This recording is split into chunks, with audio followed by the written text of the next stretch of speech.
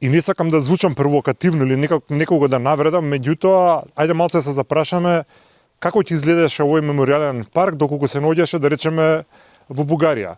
Сакам да кажам дека никогаш не е доволно само да зборуваме за нашата, колку ние се грижиме, колку ги сакаме нашите и народни херои и револуционери, туку колку навистина се грижиме за нив. Овој парк најдобро символизира дека ние целосно сме незаинтересирани за нашето.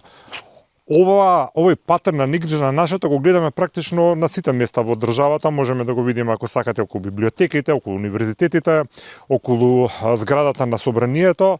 Практично еден систем на незаинтересираност за нашето се принесува на сите полиња. Така и тука. Во комплексот има еден мал летниковец, направен, претпоставам, за луѓето да уживаат во него, со клупи околу и видите. Наоколу како изгледа. Целосно е запуштено.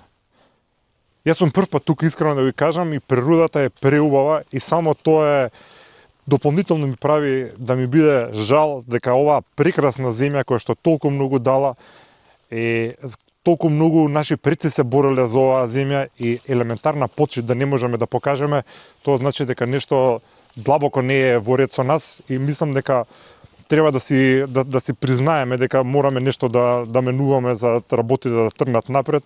Тоа што цело време го зборувам, дека мораме да научиме сами да се почитуваме, за да може било кој друг да не почитува. Ова што го гледаме тука е еден типичен пример за непочит кон своето. Тој што е одговорен, нека се замисли. Искрено сум песимист дека некој многу ќе се засекира за ова. Карев, извини, толку не бива оваа наша генерација.